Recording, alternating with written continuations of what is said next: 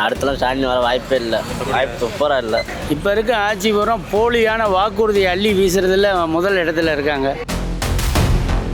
Current பில்லெல்லாம் வந்து ரொம்ப double மடங்கு, தொட்டால் தான் கரண்ட் அடிக்குங்க, தொடாமே கரண்ட் அடிக்குது. இப்போ அந்த அளவுக்கு வந்து மின்சார கட்டணத்தோடைய உயர்வு. ஐயா கருணாநிதியாவது நல்லா கொஞ்சம் ஓரளவுக்கு இதாக இருந்தார். இவர் ரொம்ப படு மோசம்.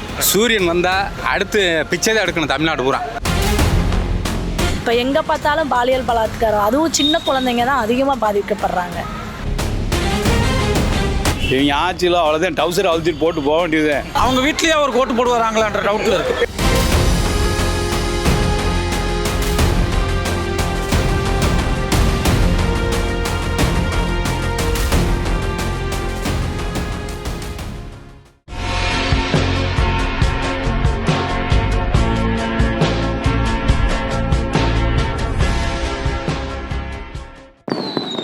இந்த திவாலிய ஃபேமஸ் ஸ்டார் டூரிசமோட துபாயில கோலாகலமா கொண்டாடுங்க. திவாலி ஆஃபர் வெறும் 24,999 மட்டுமே. இப்பவே ஃபேமஸ் ஸ்டார் டூரிசம் கான்டாக்ட் பண்ணி உங்க சீட்ஸை புக் பண்ணுங்க. யார் சிஎம் வந்தால் நல்லா இருக்கும்னு நினைக்கிறீங்க? விஜய் வந்தால் நல்லா இருக்கும். முக ஸ்டாலின். சிஎம் ஸ்டாலின் தான். ஸ்டாலின் தான் வந்தால் நல்லா இருக்கும்.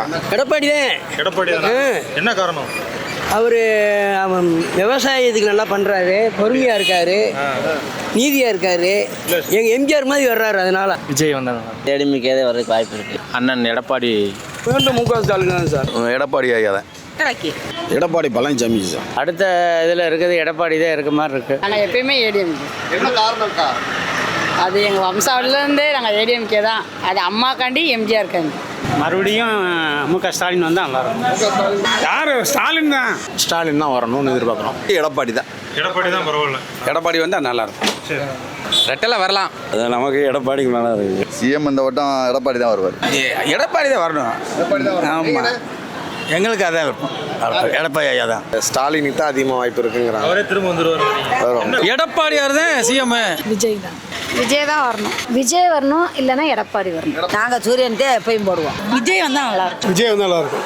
எடப்பாடி வந்தால் நல்லா இருக்கும். விஜயும் எடப்பாடி வந்தால் நல்லா இருக்கும். நம்ம சீமானண்ணன் வந்தால் நல்லா இருக்கும். முக ஸ்டாலின் தான் இருப்பார்னு நினைக்கிறேன். ரெட்டலை சார், என்னை பொறுத்தவரைக்கும் விஜய் வந்து நல்லா இருக்குன்னு நினைக்கிறேன். ஸ்டாலின் வந்தால் நல்லா இருக்கும். பிஜேபி வந்தால் நல்லா இருக்கும். முக ஸ்டாலின் வரணும். அம்மா வழியில் வந்தவர் அவர் எடப்பாடி தான் அடுத்த முதலமைச்சர். பரவாயில்ல, இருந்தாலும் அவங்க நிறைய வாட்டி வந்துட்டாங்க.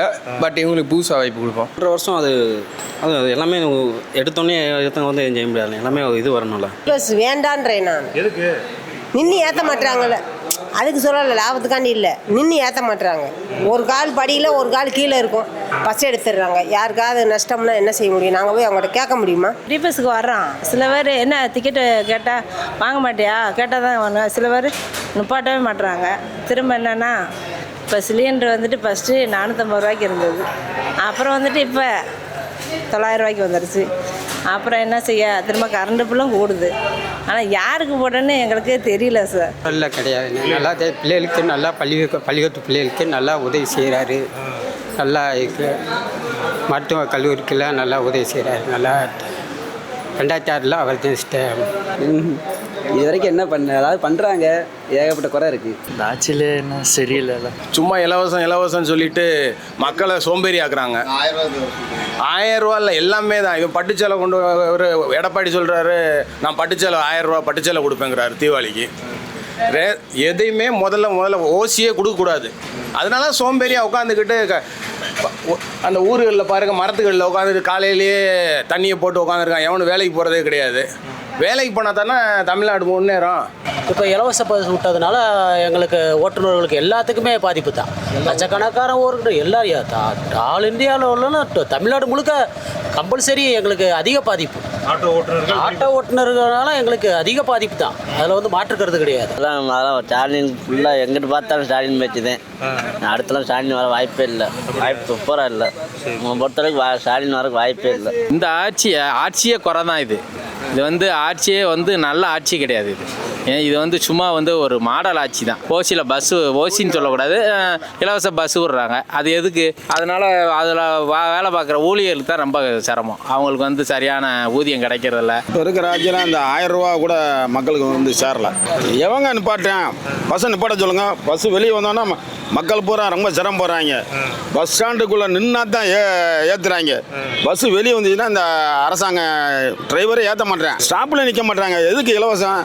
இது ஒரு 10 ரூபா பொருளுக்குள்ள 5 ரூபா குறைச்சா கூட மக்கள் வந்து அவன் பேசால ஏறி நின்னலுக்குள்ள போவாங்க.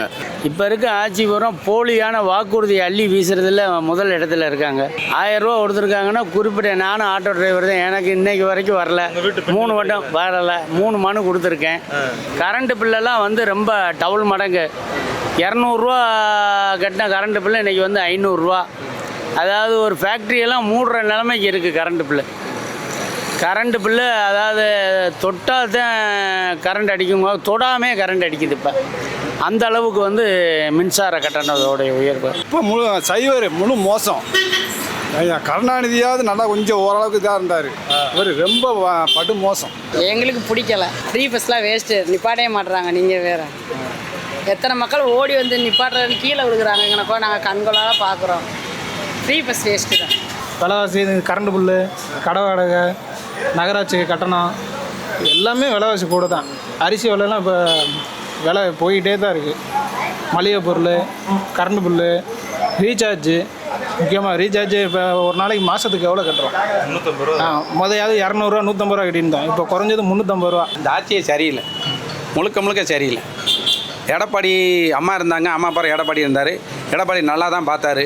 4 வருஷம் தான் இருந்தார், 4 வருஷம் பார்த்தாரு. இவங்க வந்து இன்றைக்கி 4.25 வருஷம் ஆச்சு, எந்த இது செயல்பாடும் சரியில்லை. காசு கொடுக்குறப்ப எங்கன்னா கையை நீட்டினாலும் பொம்பளை ஆள் நீட்டினா பஸ்ஸு நிற்கும். இப்போ ப்ரீ பஸ்ஸுன்னு விட்டதுலேருந்து ஸ்டாப்லேயே கூட நிற்கிறது இல்லை பஸ்ஸு. இது ஒன்றும் இல்லை. அதே மாதிரி மாதம் மக்களுக்கு இது தர்றாங்கன்னா 1000 ரூபா தர்றது வந்து கவர்மெண்ட் ஆஃபீஸருக்கு கொண்டு ஏறுது. சாதாரண அன்றாட காட்சிக்கு ஏற மாட்டேங்குது, ஏழைகளுக்கு ஏற மாட்டேங்குது. அதில் என்ன இது இருக்குது? இது பண்ணி உங்கள் வீட்டில் யாராவது ஏறுதானே? எங்கள் வீட்டில் எங்கள் அம்மா ஒரு ஆளுக்கு ஏறுது, எங்களுக்கு வரல.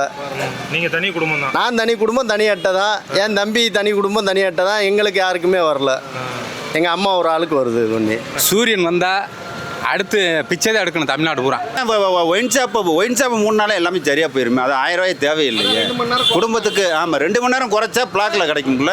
இப்போ வாங்கி தரவா நான்? எத்தனை மணிக்கு வேணும் உங்களுக்கு? எந்த ஊரில் எத்தனை மணிக்கு வேணும்? வாங்கி தரேன் நான்.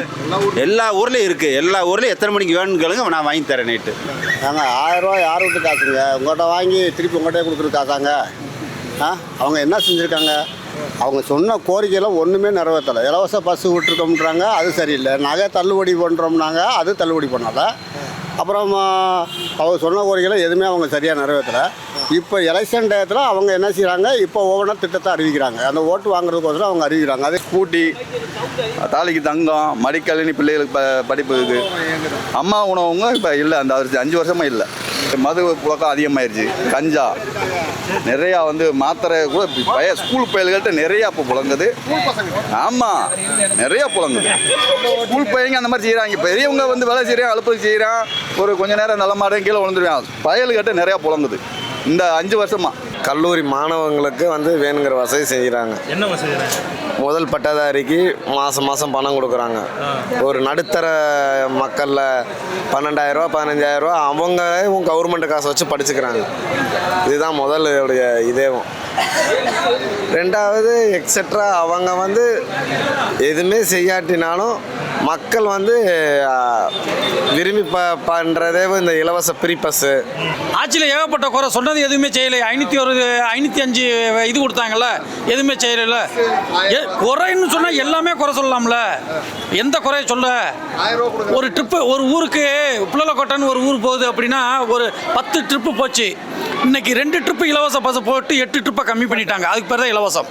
ஃப்ரீ பஸ் விட்டுருக்குறாங்க தான், இருந்தாலும் செய்ய வேண்டியதெல்லாம் செய்யாமல் மற்றதெல்லாம் ஏற்றிட்டாருங்கல்ல.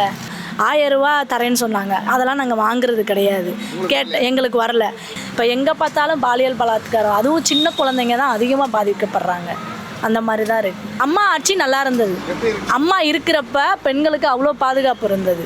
இன்னைக்கு போகிற வரல பெண்களை வந்து கற்பழிப்பன, பெண்களை கூட விடுங்க, சிறுமி படிக்கிற பிள்ளையிலேயே கற்பனை. இதெல்லாம் யாருனால வந்தது? கலைஞர் பீட்டரில் தான் வந்திருக்கு. இதே அம்மா பீட்டரில் வந்துச்சா? 1000 ரூபா தர்றாங்களா? 1000 ரூபாயை கொடுத்துட்டு இங்கே 12,000 ரூபா பிடிக்கிட்டு போயிடுறாங்களே. ஏன் அது கொடுக்காம ஒரு ஆளுக்கு வேலையை கொடுக்கலாம்ல? ஏன் இந்த நெகிழித்தாளெல்லாம் ரீசைக்கிளிங் பண்ணலாம்ல? அது ஒரு வேலை தானே. ஏன் அதுக்கான தொழிற்சாலையை கொண்டு வர வேண்டியதானே? இந்த 1000 ரூபா வாங்கி மறுபடியும் ஒன் ஷாப்புக்கு தான் வாங்கிக்கிறானுங்க. அதுக்கடுத்து ப்ரீ பஸ்ஸுங்கிறாங்க. ப்ரீ பஸ் நிற்கிற இடத்துல நிப்பாட்டுறாங்களா? அதுக்கடுத்து எங்கே போய் நிப்பாட்டுறாங்க? காட்டுக்குள்ளே போய் நிப்பாட்டுற மாதிரி ஸ்டாப் எங்கே இருக்குது, இங்கே இருக்குது, அங்கே நிப்பாட்டுறாங்க. இது இங்கே ஒன்று கிராமத்தை விடுங்க, சட்டை பிடிச்சி நிப்பாட்டுறாங்க. சிட்டியில் பாருங்களேன், நிப்பாட்ட மாட்டானுங்க. அவன் தெரிஞ்ச பாருன்னு போகிறானுங்க. விலைவாசிலாம் சூப்பராக இருக்குது. எல்லாமே மலிஞ்சு வச்சு, தங்கம்லாம் குறைஞ்சி வச்சு, காரும் குறைஞ்சி வச்சு. இவங்க ஆட்சியில் அவ்வளோதான், டவுசர் அழுத்திட்டு போட்டு போக வேண்டியது, நாசமாக போகும். அவ்வளோதான், தமிழ்நாடு நாசமாக போகும். திமுக வந்தா இந்த கூட்டணி வந்து வராது. எப்படிங்க வருங்க? நீங்கள் கேட்ட சொல்கிறேன், வந்தால் நாசமாக போகும். வரலாம நீ அடுத்து நம்ம ஆட்சி தான் வரும். நீங்கள் ஒன்றும் கவலைப்படாதீங்க. அவரால் தொந்தரவு இல்லை, நலத்திட்டங்கள் அவ்வளவு ஒன்றும் இல்லை, அவரால் பிரச்சனை இல்லை. ஏன்னா ஊரை சுற்றி எல்லா இடமும் ரோடு போட்டார். ஆனால் இந்த கடந்த ஒரு 10 வருஷம் எதுவும் செய்யலை. நல்லா இல்லைங்க. ரோடு போட்டேன். அந்த இதுக்கு முன்னாடி நீங்கள் கேட்டீங்க, ரோடு போட்டால் ஏதாவது போயிட்டு நடந்து போயிட்டு இருந்தால் சரியாக போச்சா? மற்றதெல்லாம் ஜீவனாமா? ஒன்றும் கிடையாதுங்க. சம்பாதிக்கிறதுக்கு நல்லா பண்ணாங்க, அவங்க சம்பாதிக்கிறதுக்கு நல்லா பண்ணாங்க. ஆமாம், மற்றபடி ரோடு போடுறதுல கமிஷன் கிடைக்குன்னு அது செஞ்சாங்க. இப்போ மக்களை காப்பாற்றுன்னு ஒன்றும் கிடையாதுல்ல. மக்களுக்கு என்ன செஞ்சாருன்னு மட்டும் நல்லா தொட்டியை கட்டி விட்டுருக்காரு. அதில் தண்ணியும் வரல, ஒன்றும் வரல. நீங்கள் வேணாலும் எல்லாத்தையும் கேட்டு பாருங்கள். யாராவது அவர் நல்லது செஞ்சாங்கன்னு மட்டும் சொல்லட்டும்.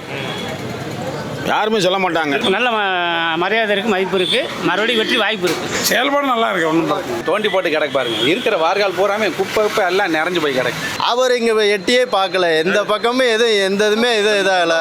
இந்த சாதாரண இந்த வாய்க்காலை தோண்டி 20 நாள் ஆச்சு. இந்த வாய்க்கால் தோண்டி 20 நாள் ஆச்சு. சரியான தூர்வார் இல்லை, இது ஒன்றும் சீனிவாசன் சரியில்லை. தொடர்ந்து ஜெயிச்சுக்கிட்டு இருக்காருன்னா பணம் தான், வேற என்ன? துட்டுக்கு ஓட்டு அந்த மாதிரி ஆயிடுது. ஆப்போசிட் யாரும் சரியான ஆள் இல்லை, அவ்வளோதான், வேற என்ன? அதில் ஒன்றுமே பண்ணலையே. எங்களுக்கெல்லாம் அந்த கடத்தைக்கு வந்து நாங்கள் கடையில் ஒரு பிஸ்னஸ் பண்ணிகிட்ருக்கோம். எங்களுக்கு கடையே இல்லை. போய் நாங்கள் ஸ்டேஷன்லேருந்து எல்லாத்துலேயும் நாங்கள் புகார் கொடுத்தோம். எங்களுக்குன்னு எந்த சப்போர்ட் பண்ணலை. ஏன்னு கேட்டால் அவங்க ஆட்சியில் இருக்கிறாங்க. சீனிவாசன்றவர் ஒரு ரோடு போடல, ஒரு இடம் அந்த இதை வாய்க்கால கூட சரியாக அள்ள மாட்டாங்க. குப்பை அங்கங்கே தேங்கி கிடக்கு, அந்த குப்பையை க்ளீன் பண்ண மாட்டாங்க. உன்னுடைய ஏரியா வந்து சூளக்கரை அழகாபுரியில் இருக்குது. அதனால் உன்னுடைய ரியல் எஸ்டேட் நல்லா பிக்கப் ஆகணுக்காண்டி புது பஸ் ஸ்டாண்டை நீ விலையை கூட்டின. ஏன் பழைய பஸ் ஸ்டாண்டு எப்பயும் போல் பஸ்ஸை வரவையே. விருதுநேரை பொறுத்தவரையும் பழைய பஸ் ஸ்டாண்டு அது எப்பயும் போல் ரன் ஆகணும். எங்களுக்கு பஜார் எங்கே இருக்குது? மாரியம்மன் கோயில் கிட்டக்க. எது வாங்கினாலும் நாங்கள் பஜாருக்கு தான் வரணும். புது பஸ் ஸ்டாண்டில் இறங்கி அங்கேருந்து ஒரு ஆட்டோ பிடிச்சி, அப்போ எதுக்கு இலவச பஸ் தேவையே கிடையாது. அவ்வளோ செயல்பாடுலாம் சுமார் தான், அருமையாக இருக்குது, நல்லா இருக்குது. அவர் செயல்பாடு டம்மிங்க. ஏஆர் சீனிவாசன் யாருக்குமே தெரியாது. எந்த மக்களுக்கு தெரியும்? ஏஆர் சீனிவாசன் வந்து என்ன செஞ்சிருக்காரு இந்த தொகுதியில்? ஒன்றுமே செய்யல. 4 வட்டம் வந்ததே மிச்சம். ஏஆர் சீனிவாசன் செயல்பாடு இப்போதைக்கு ஒன்றும் சரியில்லை. அவர் செயல்பாடு முழு மோசம், ரொம்ப மோசம். கண்டிப்பாக ஜெயிப்பார். அவர் தாராளமாக ஜெயிப்பார். ஜெயிக்கிறதுக்கு வாய்ப்பு கண்டிப்பாக வருவாருன்னு தான் நினைக்கிறோம். சீனிவாசன் ஜெயிப்பார். இந்த வாட்டி அவர் தான் நின்னாருன்னா கொஞ்சம் சிரமப்பட்டு தான் வரணும். அது தமிழ்நாட்டிலே வர முடியாது. அப்புறம் விருந்தினர் மட்டும் எப்படி வர முடியும்? வர முடியாது. சரிக்கு இந்த வட்டம் திரும்ப ஜெயிக்கிறதுக்கு வாய்ப்பு ரொம்ப குறைவு தான். இந்த வருஷம் சொல்லிக்கலாம். சீனிவாசன் வரமாட்டார். இங்கெல்லாம் அவரெல்லாம் வரமாட்டார். வெற்றி வர வாய்ப்பு இருக்குது. ஏஆர் சீனிவாசன் ஜெயிக்கிறாரா இல்லையா அப்படிங்கிறத விட கேண்டிடேட் மாறினாலும் ஜெயிக்கிறதுக்கு வாய்ப்பு இருக்குது. ஏன் அவரே இருந்தாலும் ஜெயிக்கிறதுக்கு வாய்ப்பு இருக்குது. எப்படி இருந்தாலும் ஆளுக்கட்சி தான் ஜெயிக்கும்னு சொல்லுவாங்க. அவர் வட்டம் வரமாட்டாருன்னு தான் சொல்கிறாங்க. ஆனால் வந்துடுறாருல. எப்படி? அது எப்படி இருந்தால் யாருக்கும் தெரிய மாட்டேங்குது. ஆனால் ஜெயிக்கக்கூடாதுங்கிறது எங்களுடைய எண்ணம். இந்த வட்டம் அங்கே வாய்ப்பு கம்மி தான். அவரெல்லாம் இந்த வாட்டி தோத்த வருது. அவங்க வீட்லேயே அவர் ஓட்டு போடுவாராங்களான்ற டவுட்டில் இருக்குது. அவரெல்லாம் வரவே கூடாதுன்றோம் நாங்கள்.